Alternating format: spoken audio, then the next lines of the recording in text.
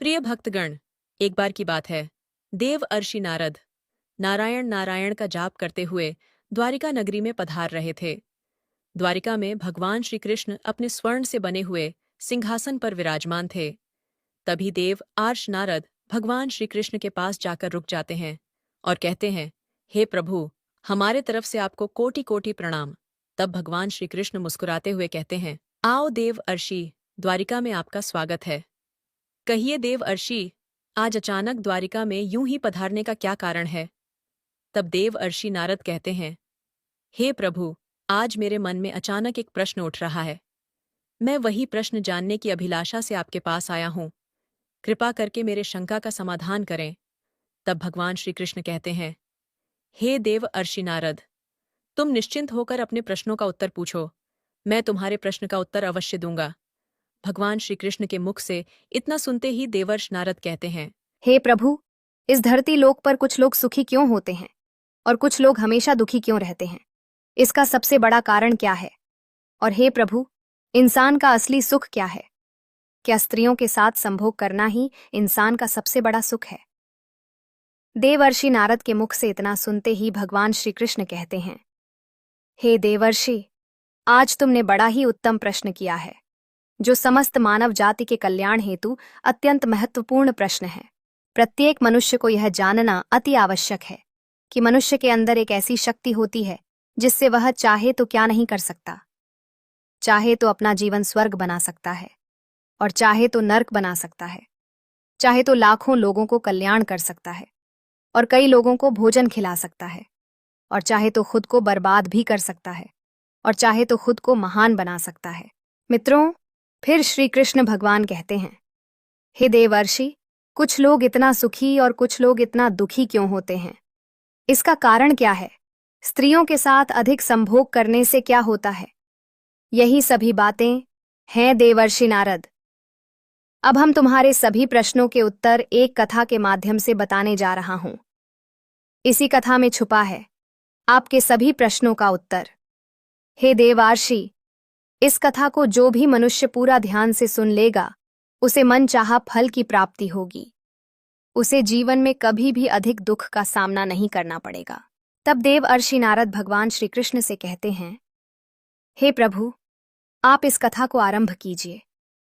मैं आपको विश्वास दिलाता हूं कि मैं कथा को बहुत ही ध्यान से सुनूंगा। हे प्रभु, मैं भली भांति जानता हूं कि आधा अधूरा ज्ञान किसी भी काम का नहीं होता। हे प्रभु, इस कथा को सुनने के बाद मैं पूरे देवलोक में प्रचार करने का प्रयास करूंगा। मित्रों, कथा को आरंभ करने से पहले वीडियो को लाइक करके, चैनल को सब्सक्राइब करके बेल आइकन ऑल पर प्रेस कर लीजिए, जिससे आप सभी लोग जुड़े रहे प्राचीन कथाओं और कहानियों से। मित्रों, भगवान श्री कृष्ण कहते हैं, हे देवर्षि, किसी समय की बात है। एक गांव में एक किसान रहता था। उसको धन संपत्ति की कोई कमी नहीं थी। उसे दुख था सिर्फ इस बात का कि उसके कोई संतान नहीं थे। उसी गांव में एक परम तपस्वी और ब्रह्मचारी साधु महाराज अपना प्रवचन कहने आया करते थे। एक दिन किसान की पत्नी साधु महाराज के कुटिया के पास पहुंची और साधु महाराज से कहा, हे महात्मा जी, प्रणाम। तब साधु महाराज कहते हैं, हे पुत्री, तुम्हारा कल्याण हो। साधु महाराज से किसान की पत्नी कहती है, हे महात्मा जी, आप भगवान का कथा करते हैं और हवन करवाते हैं। हजारों घरों में हजार पूजा पाठ कराए हैं और भगवान का ध्यान लगाते हैं। क्या आपको भगवान ने कभी कुछ दिया है? मैं भगवान से एक पुत्र मांग रही हूं।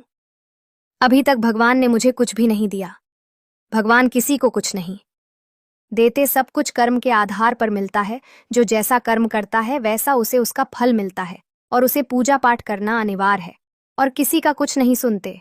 उनके पूजा पाठ करने का क्या मतलब है? तो किसान की पत्नी कहती है, हे ढोंगी बाबा, मेरे इस प्रश्न का उत्तर दो।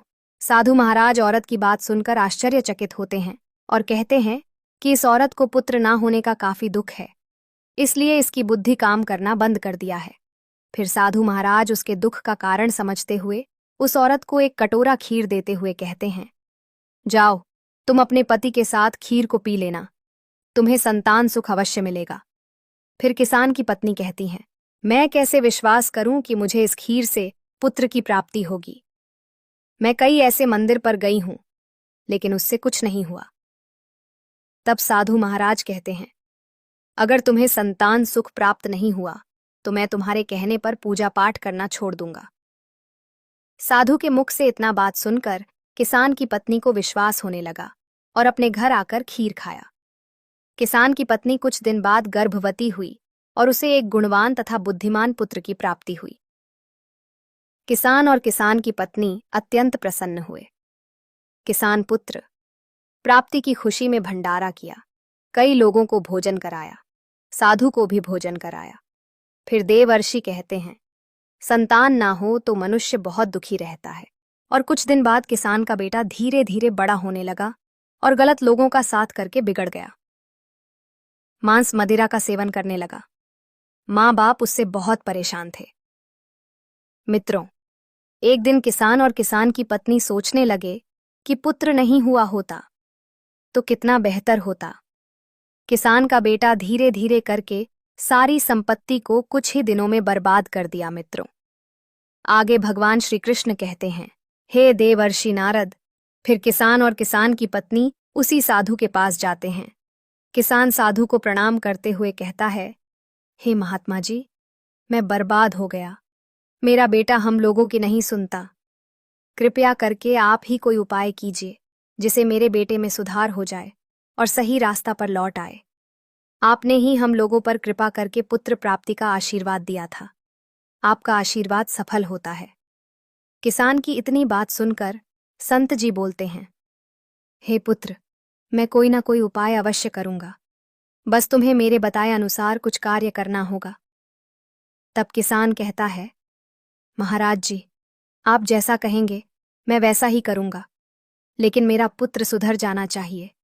जिस तरह उसकी इस समय हालात है, उसे देखकर मुझे कभी कभी ऐसा एहसास होता है कि ऐसे संतान होने से बेघर संतान के रहना ही ठीक है। मित्रों, कथा को आगे सुनाते हुए भगवान श्री कृष्ण कहते हैं, हे देवर्षि। फिर साधु किसान से कहता है, इस धरती पर स्त्री धन, यह सब एक मोह माया है। जिसने भी इसके जाल में फंसा है वह 80% बर्बाद ही हुए हैं। बड़े से बड़े राजा भी स्त्री से संभोग करने के कारण खुद को नष्ट कर लिए हैं। जैसे मैं तुम्हें कई ऐसे महत्वपूर्ण और महान लोगों के बारे में भी बता सकता हूं। तुम अब मेरे एक एक प्रत्येक बातों को बहुत ही गौर से सुनना। काम वासना एक ऐसा दलदल है, अगर कोई भी कूद जाए तो हमेशा वह आपको नीचे की ओर ही ले जाएगा। जैसे मोह माया के चक्कर में राजा महाराजा फंसे हुए हैं, इसी प्रकार एक स्त्री के चक्कर में रावण का अंत हुआ। रावण के पास हजारों स्त्रियां थीं, फिर भी उसकी इच्छा कम नहीं हुई थी और वह माता सीता को चुरा ले गया, जिसके कारण उसकी मृत्यु हो गई। हे किसान, इंसान अगर सुख का अनुभव करें तो वह सुखी है, दुख का अनुभव करें तो वह दुखी है। उसका हर चीज देखने का अपना एक नजरिया होता है। तुम्हें पुत्र नहीं था, तब तुम्हारी पत्नी यहां पर आकर मुझे क्या क्या नहीं कहा। उस समय कितनी दुखी थी, और तुम्हें आज अगर तुम्हारे पास संतान है तो फिर भी तुम दुखी हो। इन सब बातों का क्या कारण है? तुम्हारा स्वार्थ। स्वार्थी इंसान कभी भी सुखी नहीं रह सकता, उसके पास कितना धन और संपत्ति क्यों ना हो। यह बातें तुम नोट कर लेना कि इंसान सबसे ज्यादा सुखी वही है जो लोगों को सुख देना चाहता और लोगों का कल्याण करना चाहता है, जरूरतमंद लोगों का मदद करना चाहता, वही सबसे सुखी होता है। मित्रों, फिर आगे भगवान श्री कृष्ण कहते हैं, हे देवर्षि। फिर साधु किसान से कहता है, अब मैं तुम्हें बहुत ही अनमोल बातें बताने जा रहा हूँ, जिसे तुम बहुत ही ध्यान से सुनना। काम वासना एक ऐसी शक्ति है जिसको भूलकर मनुष्य अगर कोई भी लक्ष्य को निर्धारित कर ले तो उसमें सफल जरूर हो जाएगा। ब्रह्मचर्य का पालन करने से काफ़ी लोग महान हुए हैं और ब्रह्मचर्य को नष्ट करने से लोग बर्बाद भी हुए हैं। इतना बात सुनकर किसान साधु महाराज से कहता है, हे महात्मा जी, अब मुझे इस समय क्या करना चाहिए, यह बताइए, आपका ज्ञान अद्भुत है। महात्मा जी किसान से कहते, अब तुम निस्वार्थ बन जाओ, तुम्हारी समस्या का समाधान हो सकता है। तुम अपने लड़के को जो कुछ बचा है सब उसे दे दो और बोल दो, बेटा जितना भी मेरे पास था मैंने सब कुछ तुम्हें दे दिया हूँ, अब तुम चाहो तो इसे फेंक दो, चाहो तो मुझे 2 रोटी दो, चाहे तो भूखन मारो, सब कुछ अब तुम्हारे हाथ में दे दिया हूँ। 2 वक्त की रोटी के लिए ही तो हर माता पिता पुत्र की कामना करते हैं। हे किसान, इतना करने के बाद उम्मीद है कि तुम्हारा बेटा अवश्य सुधर जाएगा। ईश्वर के ही बल पर मैंने तुम्हें पुत्र प्रदान करने के लिए खीर दिया था।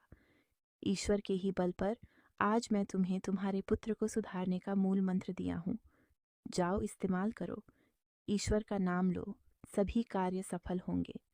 इतना सुनकर किसान और उसकी पत्नी साधु महात्मा जी को प्रणाम करके घर वापस लौट आती हैं। मित्रों, महात्मा के बताए अनुसार सभी कार्य करते हैं। धीरे धीरे किसान का पुत्र सही रास्ते पर आ जाता है। मित्रों, कुछ इस प्रकार भगवान श्री कृष्ण ने नारद जी को कथा सुनाया है। मित्रों, यह कथा आप लोगों को पसंद आई हो तो वीडियो को लाइक करके, चैनल को सब्सक्राइब करके बेल आइकन ऑल पर प्रेस कर लीजिए, जिससे आप सभी लोग जुड़े रहें प्राचीन कथाओं और कहानियों से। मित्रों, वीडियो को पूरा देखने के लिए आप सभी लोगों का धन्यवाद।